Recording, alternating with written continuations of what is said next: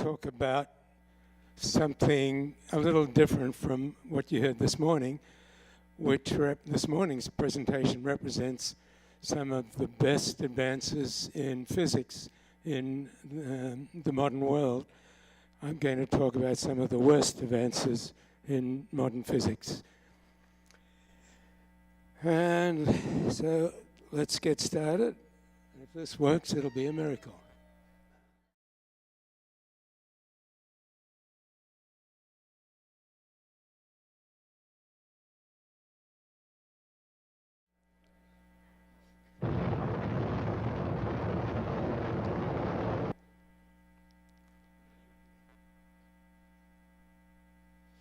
Of course, that was a clip from the closing minutes of Dr. Strangelove. Has anybody here not seen Dr. Strangelove? Man, are you missing a great movie. It's billed as a comedy, but like most comedies, if you think about it, it's a tragedy. I've reproduced the subtitle here because it was a little difficult to read on the previous slide. And it says, Dr. Strangelove, or How I Learned to Stop Worrying and Love the Bomb. But when I think about it, this is what I see. Dr. Strangelove and How I Learned to Start Worrying and Loathe the Bomb. What do we mean by the bomb? Actually, it's the bombs, because there are several different ones. Most of the time, we're talking about fission and fusion bombs. And so we'll start with fission bombs. The fission bomb is colloquially termed the atomic bomb or the A-bomb, and that's almost always how you'll hear it referred to. It relies on uranium and plutonium, but the principle's much the same, so I'll deal mainly with uranium. Uranium is a naturally occurring element, and it's found as uranium ore, from which the uranium has to be separated. Unfortunately, not only do you have to separate the uranium from the uranium ore, but you have to separate the two different isotopes, because the majority of the ore is uranium-238, which is 99+% of the ore, and less than 1% is uranium-235. The reason that we have to get uranium-235 is that the uranium-238 does not undergo fission. Now, I'm going to do a bit of physics here, but believe me, and when I say believe me, I don't mean it in the Trumpian sense. I really mean believe me. It's much easier than this morning. In order to separate out the two isotopes, you can use one of two methods, either a gas centrifuge or a gaseous diffusion method. And most of the time it's gas centrifuges. And you've probably heard on the news that Iran used gas centrifuges before Israel and the US gummed them up. But now they're getting back in business to separate these two. And I'm going to use a pointer that you should be able to actually see. Can you see that?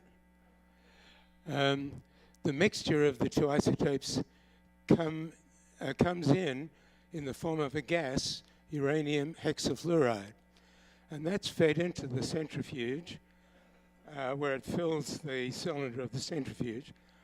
And the centrifuge is spinning very rapidly, so the uranium-238, which is very slightly heavier because it's got 3 extra neutrons, spins out to the periphery, while the U-235 stays more centrally. The depleted uranium-230, depleted of uranium-235, comes out that pipe, while the concentrated uranium-235 comes up the central light yellow pipe. And this process goes on through hundreds if not thousands of cycles, and you finish up with,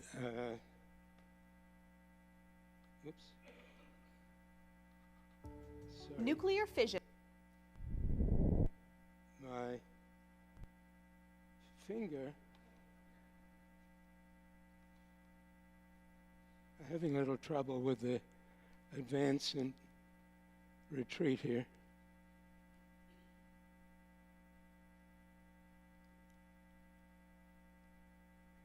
Oh my.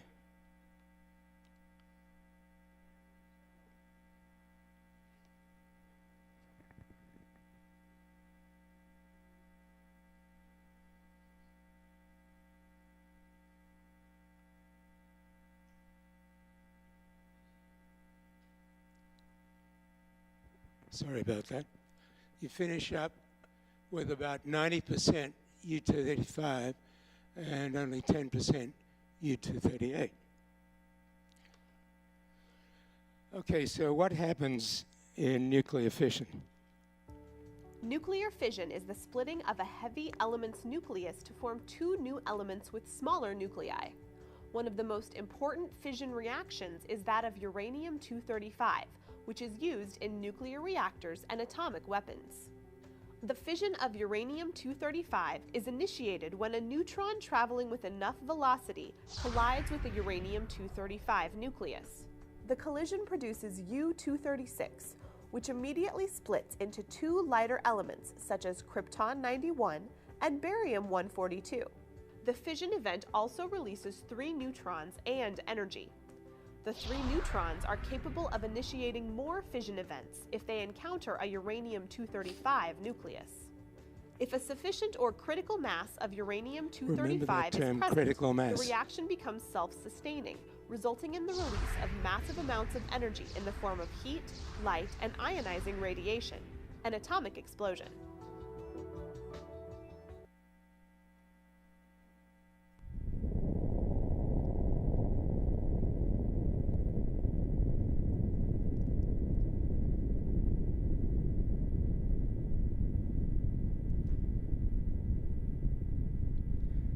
Hence the mushroom cloud.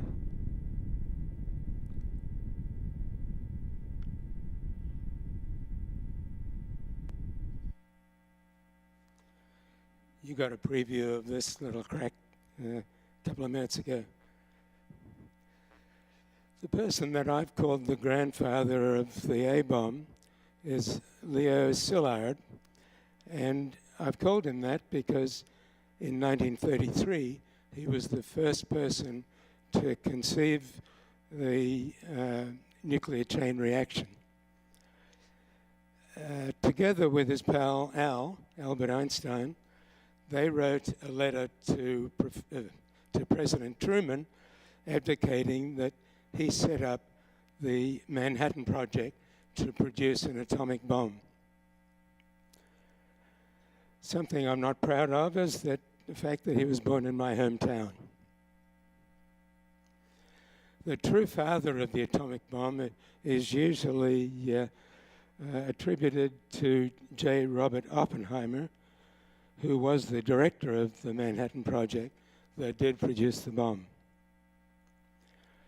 This is how the bomb is constructed, and there are 2 alternatives here.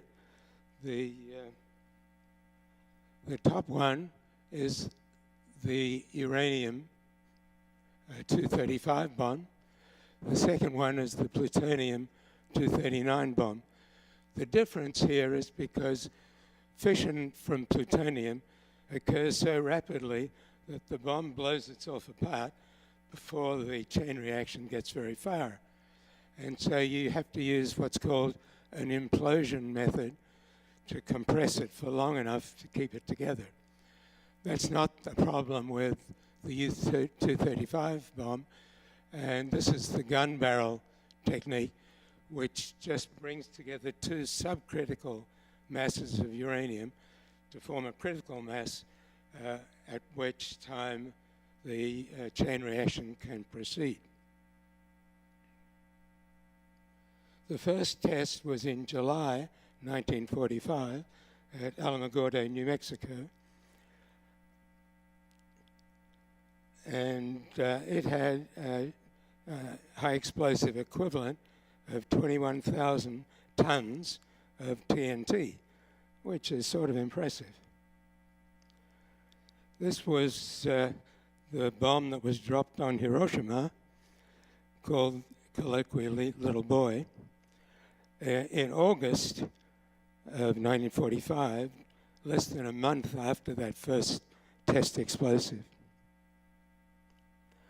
It weighed 4.3 tons and had a TNT equivalent of 15,000 tons. Still pretty impressive, but note the efficiency was only 1.38% because only 1.38% of the fissionable U-235 nuclei underwent fission before the bomb blew itself apart and stopped the chain reaction. Still a pretty impressive explosion. That was a picture of the bomb exploding in Hiroshima, and this photo is what Hiroshima looked like after the explosion. The name up at the top left is that of Colonel Tibbets, the pilot of the Enola Gay, the plane that dropped the bomb.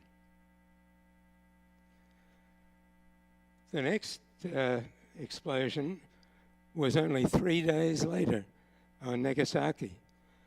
And the bomb was called Fat Man. I guess you can see why. You'll notice that it's a much more robust construction. And it weighed 4.8 tons and produced a TNT equivalent of 22,000 tons.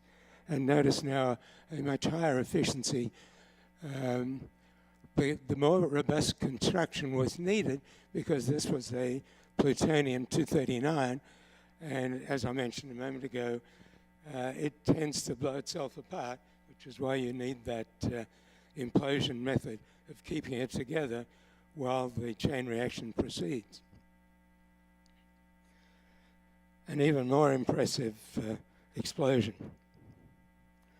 And this is Hiroshima, this is Nagasaki after Fat Man did its job. Both of those explosions were what are called airburst.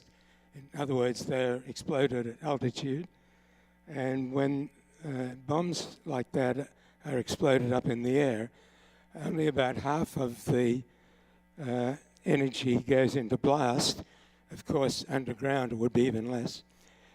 Less than half goes into heat, and a smaller amount goes into ionizing radiation, either immediate or delayed from residual fallout. Here's a video of the blast effect from a test explosion.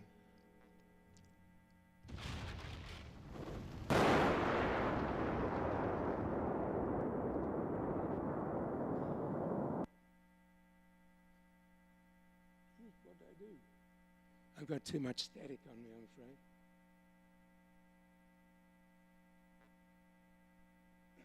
This is the, actually I might try and go back and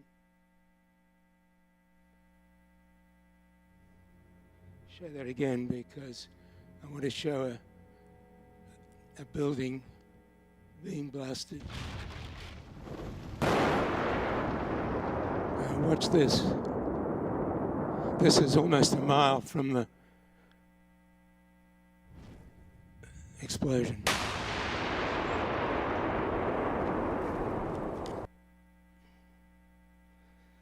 This is the result of burns, pretty horrific burns, fatal in many cases. How many of you have seen the Hiroshima panels? Hiroshima panels. Series of 15 panels painted over 2 years by a Japanese husband and wife artistic combination. They're on display in Japan, on permanent display. In 2015, they came to the US and were displayed in Seattle. If if that happens again, I would strongly encourage all of you who can go to wherever they are being shown to look at them. They are really horrific, but they're a good educational experience.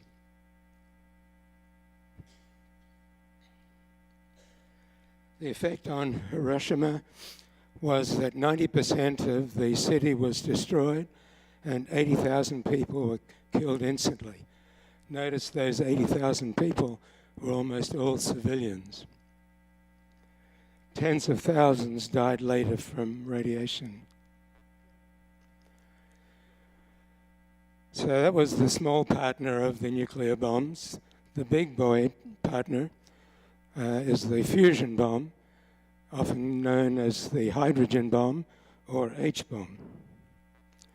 The father of the H-bomb was Edward Teller, and he's called the father of the H-bomb because he advocated a fusion bomb even before the fission bomb was completed. Not only that, but he proposed using a fission bomb to ignite the fusion process. An interesting bit of trivia, for which he gains some brownie points, but not enough to make up for the loss of brownie points from his former activities, was he was one of the first to warn of climate change driven by burning fossil fuels. Unfortunately, he also came from my hometown, so I don't have a lot to be proud of my origins. Here's a really easy way of understanding fusion.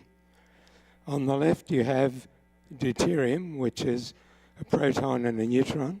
On the right, tritium, a proton and two neutrons. Because they're both positively charged, thanks to the protons, it's very hard to get them together and stick together.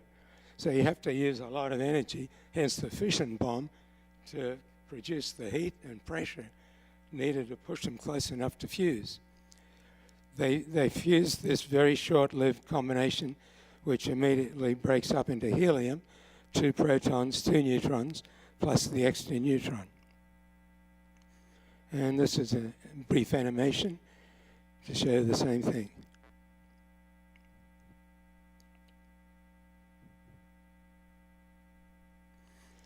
This is the fusion bomb assembly, showing the fission bomb at the top and the fusion bomb containing the tritium and deuterium encased in this steel case.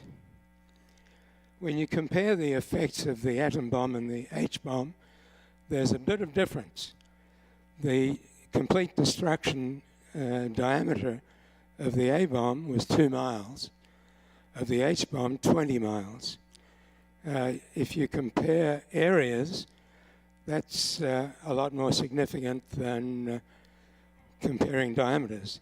Just factor in R squared or D over 2 squared.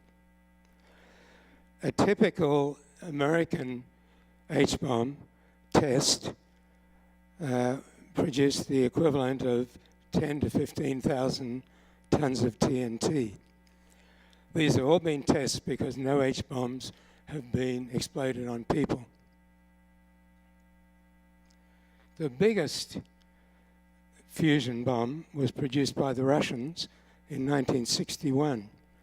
They originally designed it to be equivalent to 100 million tons of TNT. Just imagine that number, 100 million tons of TNT. They decided they have to scale that back because the plane dropping that bomb would have been annihilated no matter how slowly they got the bomb to drop. So they scaled it back to a paltry 58 million tons.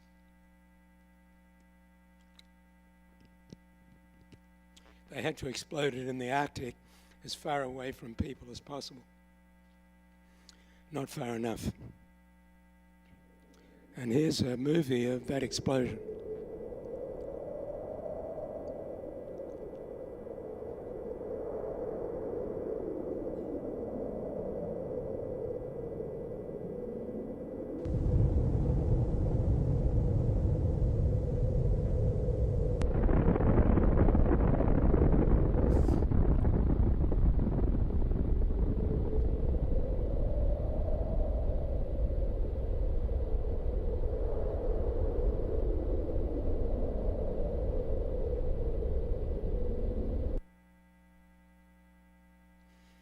I finished with a quote from J. Robert Oppenheimer, who was quoting from the Hindu epic Bhagavad, I can't pronounce that. Our speaker last week quoted a reference from that too. Thought to bear in mind.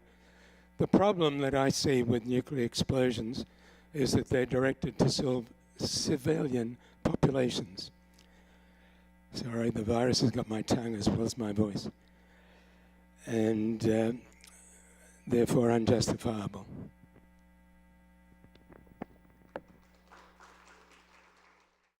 Okay, here we go. Nuclear security, and we are talking weapons here. Peter, I hadn't seen his before, but he talked about uranium being one of the examples. Australia happens to have the most, but the Russian Federation, Ukraine, etc., Russian interests own most of it, and we just gave up some, I think 20% or something of the United States, and this is a 2011. But it's around the world, and you can see where it is. There were the plutonium he mentioned and the uranium. Uranium's the preferred one because you can put these centrifuges underneath the ground, whereas the plutonium has to have breeder reactors, and you're pretty obvious of what you're doing. The centrifuges, he went through that. And it's, a fascinating movie once, if anyone wants to do Day Zero or Zero Day, Stuxnet, where we did a cyber on the centrifuges in Iran. But the more centrifuges you had, the more concentrated you're going to get that material that's fissionable. The nice thing, and it was alluded to in the video, was the miniaturization of carrying this on a weapon. And that's a real plus. And the two things that we don't know about Korea for sure is, have they miniaturized it? We're guessing they have now, or very close to it. And at least from the things I read, and I can't tell you the long list, and you can get every opinion and every statistic there is. And they all compete a little. There we have, so you can put this on a warhead, which is the primary use of it now, or you can put it in anything else, a part of a dirty bomb or something that you just take a truck and move into somewhere if you're willing to go with it. Then we have, what's the world going to do about this? Eisenhower and others in 1957 formed, and he mentioned at the end of that video, there's no constituency. Well, there is. There's a lot of these organizations, and that was where you can just type in, what organizations you're going to get: the Arms Control Association, et cetera, et cetera, et cetera. And there is a constituency. But now if you become familiar, like I am becoming familiar, I think I can become a better constituent. This IAEA is an agency for the UN. And it's located in Vienna, beautiful building, and its member agreements backed by sanctions. So that's all they've got now. They don't have armies, they don't have anything else, sanctions. And we've all been familiar recently with the sanctions that were put on Korea. Then we have nuclear facilities. They thought at the time when this was started that the way to control the nuclear situation would be controlling the material. Weapons were not considered then. We've come a long way, Susie, since then. So the material was the issue. It still is, but it's starting to change. It monitors 14 countries that have the uranium facilities using satellite surveillance, cameras, seals. Sadly, a lot of it is self-reporting, and a lot of it is pretty much what the public can see. Then we have 1970s, just barely foot in the water, starting to get protocols to enhance detection of undeclared activities and maybe some weapons. The Iraq War certainly increased that. The members of this, don't bother reading them all. I've just highlighted a few. India, Israel, Pakistan, the major players. North Korea signed it, but then withdrew. And you'll find different dates for its withdrew, and you might even find them still there because there's a a kind of a argument that you can pull out of a treaty or not. Then we have, how's it funded? The United States is the major funder in there, 25%. The IEA pros and cons. And in it's the one at that video, he said, the future, it's going to need to become a stronger agency or a treaty. It's an agency, actually. The budget's close to $1 billion, and unfortunately, it's most for administration, so what's new, huh? And not very transparent. The associations that I read materials from said, you know, we tried to get what's happening in these other countries and so on, and it's really hard to get in the archives. They almost don't want to give you the stuff. At least that's, I'm telling you, what some people say. Someone here may have a different opinion. Weak, but it can, the good part is it can at least have some enforcement like sanctions. And sometimes I think, wow, human beings are pretty cool that they got this thing together. What else do you have? Then you have, it's political. What isn't? Both sides of the issue, it's usually West and East, that dominate the Security Council and the UN, and that it's dominated one way or the other. Nobody's happy. Missing material all over the place, especially Russia. Inspections mainly on self-reporting. Yet, and the video also said this, it's the best cooperative global mechanism that actually has some success. Yet, they needed another treaty. Boy, did they. There's just treaties up the kazoo. And the main one, though, that they talk about is the Non-Proliferation Treaty. And the reason for it was, if you go back to the original purpose of the IAEA, to have for peaceful purposes, the other nations that did not have the nuclear ability wanted the ability to research and go ahead and use it in a peaceful way.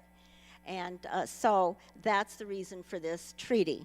It allows the countries that have the material and the knowledge to share it for peaceful purposes. And again, we have the withdrawal of North Korea. The people that have not signed this are India, Israel, Pakistan, and South Sudan's just, they're not here since, I mean, they are here 2011, and they have a lot more things to worry about than joining this. That treaty allows nations for access to research. And so we can share this stuff as long as people understand it, that it's for peaceful. Or can prove it. I don't know how they do that, though. The 1960s, and they had that in the video, it's been very successful. Wow. That we could have a lot worse situation that we have now. Then we have, let me see. Here we have, some of this is repeating. The states are divided into nuclear weapon states and non-ones. And it was alluded to in the video, the nuclear states have actually had the goal of getting rid of it all. And they have, somewhat. It's just one of the criticisms are there's no date. And if you wonder, why isn't the UN moving forward on this? Everyone agrees we ought to get rid of them. Nobody can agree how to do it. There was, well, I'll get in that a little bit in a minute. Let me see if I did miss anything there. Yeah, it's the widest adhered to, so it's really kind of a neat place. And if you want to become an activist or look to a place that can do something about this, this is one of them. Then we have, this was a quote from Atlantic, April 21st, 2016, and it spoke to me. I was pretty new to how the world might work. I really enjoyed the Kaplan book, Revenge of Geography, where he predicts that the West, us, Canada, Mexico, and so on, will kind of generate into one part of the world, and Asia and Russia will control the rest on the east part. Now, whether that's true or not, it explains a lot on political discussions and foreign relations, if you look at it that way, who's who. And this one was a good quote. It's the most factor important underpinning the safeguards is international politic pressure and how particular nations perceive their long-term security interests in relation to their immediate neighbors. That comes up more and more and more. Watch TV every night, and if you can sift it through there, you can kind of get why people are doing things. Maybe you already knew that, but it was fairly new to me several years ago. Then you can read the rest of it if you want to. It's that everyone has to cooperate.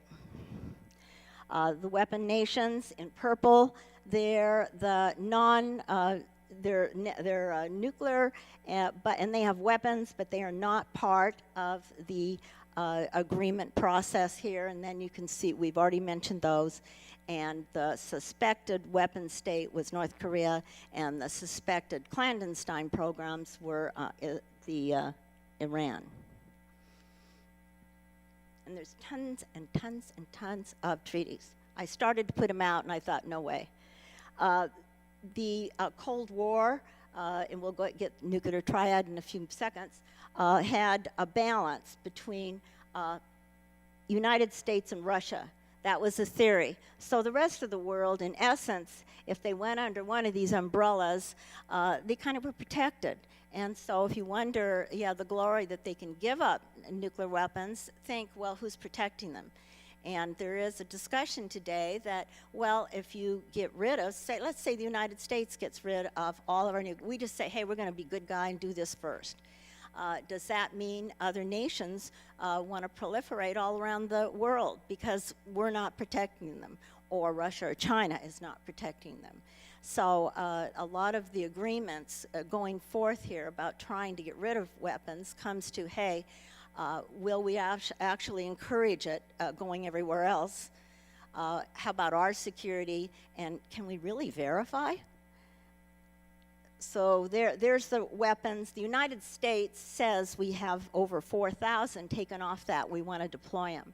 And the video mentioned Obama requesting a lot of money, and they were saying whether we do it under the Trump administration, there needs to be almost $1 trillion to upgrade our offense and defense because it's getting pretty old now.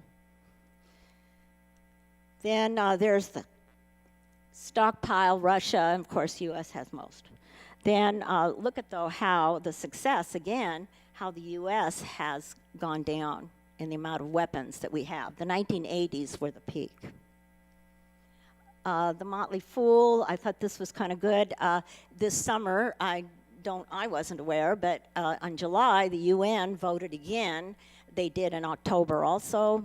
And so they seem to do this on a fairly regular basis, and it passes to ban weapons. This one was interesting, though. It goes the extra mile. It bans weapons, testing, use, proliferation. It bans manufacturing, acquiring, and even processing or possessing nuclear weapons. So this is the title of the article is what are defense companies going to do now? But it's a long road from there, and it's considered ho, ho, ha, ha. The ones that have the nuclear-armed ones and the UN Security Council are against it, so it's not going to go anywhere. Assume it did, it would have to go through each Congress and ratifying around. Again, if you're sitting at the table, is that going to hurt our security giving them up? And can other places verify? Those things have not, will it go around the rest of the world because we're not protecting? Those are deep questions and unknown, and that's the reason. Usually, if you read the long, usually the ambassador or someone or Secretary of State has a reason why we did not support it. Then, where's your nearest nuke weapon? We have one up in above us in Washington, and the yellow is the tracks. They go all around. The reason I have this slide up here is to say, whoops, that we have open space treaty, that there shouldn't be nuclear weapons, and we have a treaty for the seabed. The Old War Triad was the old Triad. They often ask this to trick up a political candidate. What do you think of the Triad? And my answer, if I didn't know, would be there's a whole bunch of things that are triads. But in the Cold War, they had bombers, just to bring you up to date, because on the news they kind of go over this stuff quick, and if you've got a little background, you can at least get some of the stuff they're saying. The B-2s, if you hear the B-2s are going over, that's telling another country that we could very well have missiles involved there.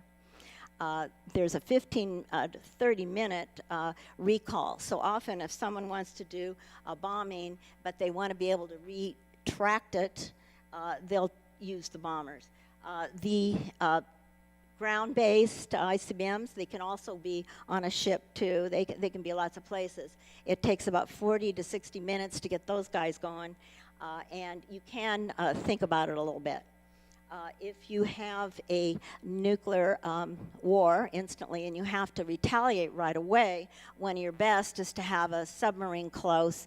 It has to be 12 feet under, so as long as it takes that submarine to get down under 12 feet, then they can launch. Tridents are in the Ohio class are the ones that do those. And then we have the new one, and no one's adopted this or anything, it's just for talking points, that we would encourage not having use of this, active and passive defenses and responsive structures. Whoops, darn it. I don't know whether to go over missile or go right to Iran. Real quick, I'll motor mouth. Missile, don't forget there are two kinds of missiles. There are the offensive ones and the defensive. This is an example of a defensive, the THAAD system. You've got the threat missile going up there. You have the radar that detects it. We'll assume this is North Korea. They've threatened it recently. And then they shoot one off. 3 booster phase. This is the warhead here. It goes up, and it has little kind of booster things on it, and it goes ahead, and you may also have a lot of decoys, so you have to decide, are they sending up dud decoys, or they have the real thing there and have 3 or 4 of them that we've got to shoot down. Then we have, let's see, 3, where's 4? 4, ground-based tracking radar, picks it up, sends information to our United States, and they have to determine whether this is something we need to do something about. Then we have either, if it was from North Korea, probably it would be Fort Greely in Alaska or Vandenberg, and you would launch, and you would again have the booster, and your little interceptor would not be it would not be explosive. It would have little boosters on the side, and it would knock the missile coming in, and the little boosters send it, and it has a lot of technical here to how to push it to where you want it to go. And it has kinetic energy, so it does not have the explosion. So when you hit the missile that's coming in, you're not going to cause a nuclear explosion. If you see one of these, whoops, the interceptor rocket, so to speak, it looks like a telescope, has these sea-based, very expensive, Raytheon does a lot of that, and it gets this one to be smart, and then it tries to attempt the missile. So that's part of that. We've tried 2 of the interceptors, August and in May. We had a launch from Hawaii intercepted by a launch destroyer, John Paul Jones, and then we had one in May, launched from Vandenberg, accepted from the Marshall Islands. Of course, people say, hey, those were on clear days. We knew what was probably going to happen. We had everything ready. So before you get too confident, you kind of wonder, And then deliveries, as mentioned before, can be satellites, the electrical magnetic impulse that takes out all our communication and everything. North Korea does have a satellite that's going about 14 miles above the East Coast, and it's going to last for a couple more years, but assume it was armed with a nuclear weapon, then it could cause, it doesn't even have to hit ground, just explode at the right height, and then you've got a huge area of the United States gone right there on communication. Balloons, accidents, trucks, you name it. The THAAD usually has 6 launch trucks, and it's mobile. 8 missiles, 2 mobile, and 2 ground radars. It's an $800 million deal, and it comes with the radar. There's a whole lot of discussion on that one. India and Pakistan, it started mainly as their main disagreements over the years. They both have military, but I think the focus has shifted, like the video said, to the Pakistan strength of weapons and technology, that Dr. Khan that went all over the place selling it. And that's a real problem with terrorists. Then we have where they buy it, and again, it's that old, what part of the neighborhood are you in? You can see the countries there that are expanding to India, some to Pakistan, and United States and Russia. We do them both. Then Iran, 5 minutes beyond here. Joint, they talked about the agreement there. The good part is that we're limiting them to 10 years. It goes by fast. The bad part is they got lots of money. Of course, a lot of it was theirs. We had frozen it. And they are paying North Korea for a lot of the technology, and they're being given it for missiles. This was only on mainly the centrifuges, so they couldn't stack up the weapons-grade uranium. And 90% was shipped to Russia. We have certain places where one of them where nuclear material can be stored. And constraints on plutonium production and inspections and monitoring. So the deal here is, and on a 90-day signed off, they are going by this unless we know otherwise, but they are taking ballistic missile testing and moving forward. And so a lot of people, or a lot of experts, think that they could very quickly become another North Korea, should they wish.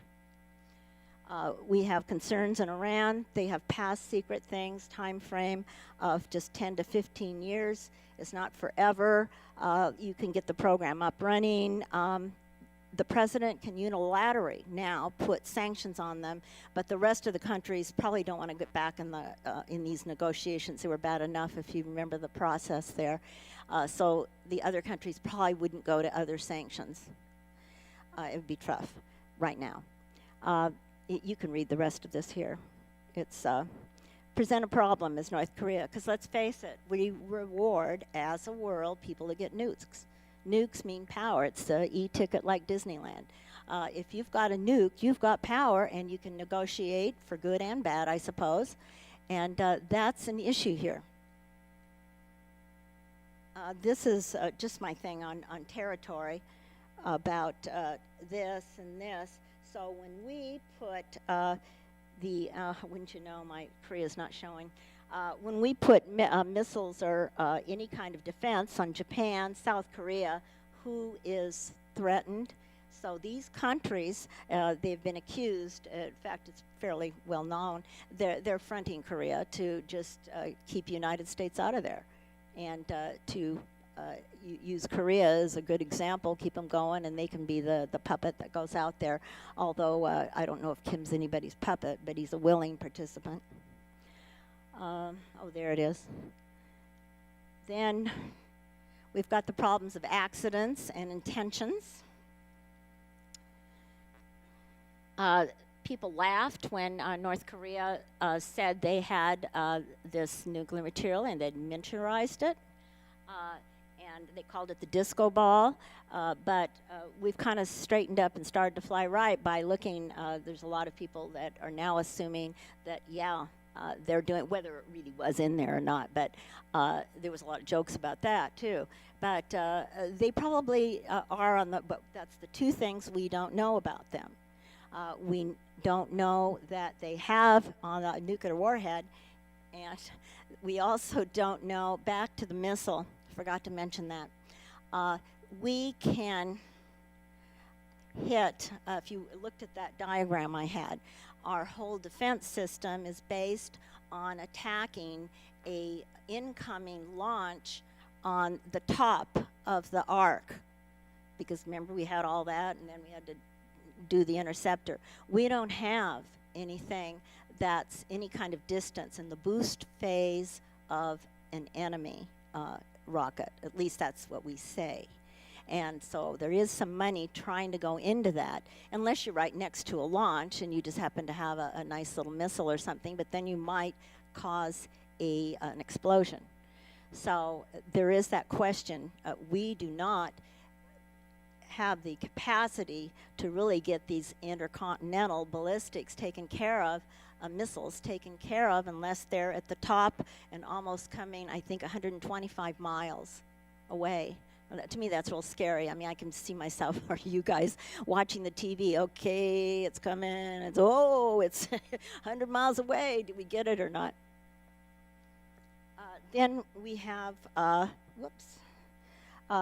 North Korea has mobile launchers, which means it used to be, hey, if it's here, we can bomb them, we can disrupt it, but now they can move it around and our satellites can't pick it up. And then they, of course, have this, and they have solid-state fuel. It used to be that they had run the gasoline, or, well, it's not gasoline, whatever fuel it is. They run it up and fill it, so we see, oh, look, the truck's coming up. But now they don't have that warning, so it's really tough to find out when the warning's going to come. The State Department from 2004 to 2017, I tried to look up their goal on these countries, and it was complete elimination of the weapons program. So everybody wants to eliminate. How to get there is one tough deal. Concerns about North Korea. They haven't signed any of the treaties. They're committed to nuclear weapons. 13 years ago, they crossed the threshold, and they have successfully tested those things. You know about that. They have developed, and I went through that. The questions are their missiles really can they put a nuclear warhead on them? Could they be accurate?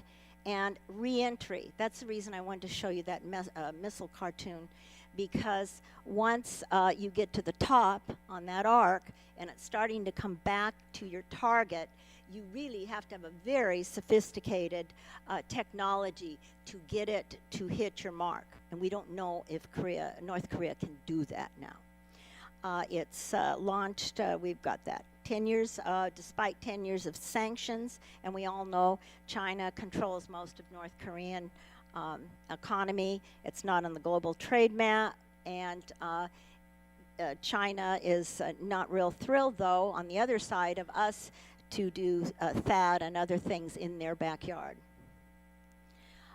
North Korea, they asked, one of the fellows on the video said, we don't know how and we don't know why, but these are some guesses. How they're financed by China, through China, major supporter, but it's really tough. You start reading these accounts, and I feel sorry I'm glad I'm not in that business. Say you're a bank and you go, okay, there's a sanction on doing business with a country that does business with weapons. And so maybe if I'm in North Korea, I can, in China, they have two, you have to have a Chinese person that's a citizen that's got the company. You can send someone there and you can say, hey, buddy, you know, we'll do a lot of money in this. And maybe there's a part to the missile or part to a bomb. It might be ball bearings, whatever it is. And it really fits into something else that's legit. So you go, okay, well, we're going to send that. Well, no one blinks. Or you can hide it in things. I mean, there's just these great stories. I just got mesmerized reading a bunch of these stories, how they go to Africa. A lot of little boats do ivory trade. You can read up there. Illegal drugs. I thought everyone was illegal drugs, and I guess they're in it too. Cybercrime. They stole $8 million from a Bangladesh bank. So there's a lot of ways that they get it. And Iran also pays them money for missile technology. Why? It's the only way to keep the regime. I mean, Iran and both Kim has looked to see what happened to Gaddafi and Hussein, people that gave up their nukes in negotiations. To become a world player. If you got a nuke, you've got power. Drive a wedge between the U.S. and allies such as South Korea and Japan, to support China and Russia in controlling the area, to unite the Korean Peninsula peninsula under North Korea and to keep North Koreans under his control. It's with China's support. So he relies on that. These will be some of our discussion questions. I'm going to briefly run through them. Defenses, I think some of these you can read. I remember looking at Reagan, hearing about that, and he said, oh, we're going to do Star Wars. Well, Russia at that time was on the verge of collapse financially, and he didn't really spend hardly a dime on it. It's just a threat that, oh, by the way, the United States, no problem. You know, we're increasing our defenses. And it was, they say, one of the things that made that area collapse. Then there's, and then really the first person to president to kind of put some money into this was Clinton. It's expensive though. And we're on a collision course with, in a few years, some say 10, some say 20, of that our amount that we're spending on military will equal the interest we pay on a debt. So this stuff is expensive. Severe sanctions. Boy, how to make those work. It's really, after reading, it's like, boy, it's a miracle if they make it work. But if they were saying that the North Koreans, China just did agree to some of those, that the gas price there, gasoline price, tripled. So maybe some of this sanctions will have an effect. If China says no, we're not going to allow an excuse for the United States to come in and put defensive, so-called defensive things around in our backyard. Some people say that's a good opportunity. The cyber, we know about cyber. Regime change, they say it can't happen without China's help.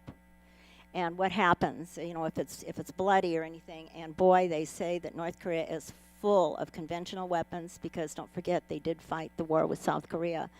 And I think we killed, with napalm, 20% of their population. Let's see, so that's going to be one bloody war.